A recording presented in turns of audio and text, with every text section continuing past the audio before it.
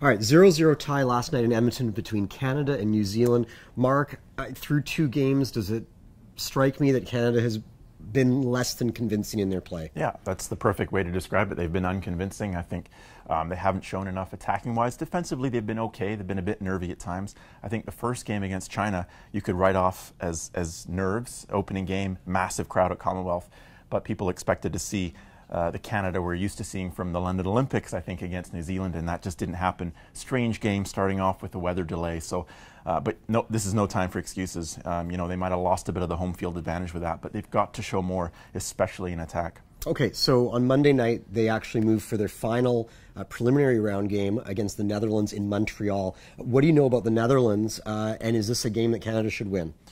Well, a lot of people pick the Netherlands to be one of the dark horses coming into this tournament. So they've got a wonderful teenage striker in Maidema who plays at Bayern Munich. So Canada will have a couple of players to think about, but now you've got the added the travel to the East Coast, of course. So it's going to be a tricky game for them, and the Netherlands are going to know now there's some pressure on Canada all of a sudden. They haven't given themselves any room to breathe.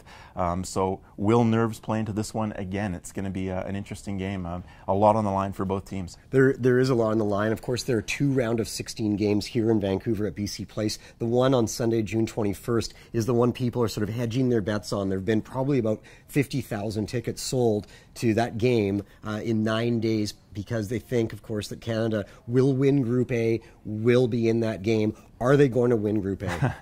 I think they have enough quality to get it done. This is a game they should win. They need someone like Christine Sinclair, of course, to step up, but also the supporting cast hasn't been good enough. Their best players have been their teenagers, Kadisha Buchanan and Ashley Lawrence. So it's the other players, the veterans. Melissa Tancretti, where has she been so far? So the veterans are going to have to step up, of course, and Sinclair's going to have to finish. Okay, quickly, Friday night at BC Place, you've got two games in Group C. What do you like? Well, I love two wonderful surprises in this tournament. Cameroon, they've been really fun to watch. Okay, it was against Ecuador, so very curious to see how will they look against defending champion Japan. Are they for real, or will Japan put them in their place? And then Switzerland, another great surprise. Lost to Japan in their opener, tough penalty, but a tremendous player in Ramona Bachmann, one of the breakout stars of this tournament. So that group's wide open as well, and certainly a couple of teams that could do some damage once they get to the round of 16. Last thing, we'll talk about this again on Monday and Tuesday, but on Tuesday night at BC Place is the big showdown between the U.S. and Nigeria. That could win that group for either team. Yeah, big games on Friday night. Love the trash talk between Pia Sundhage, the ex-U.S. coach, and now her former team. She's now with Sweden. So another group that's wide open, and I think all Canadians were Australian fans a few days ago, and now they'll be Sweden fans. And come Vancouver, I'm sure there'll be a lot of locals cheering for Nigeria, but we know there's a ton of Americans coming across the border for that game. Should be a great atmosphere, and there should be a lot on the line in that game, which is the most important thing. Go Super Falcons.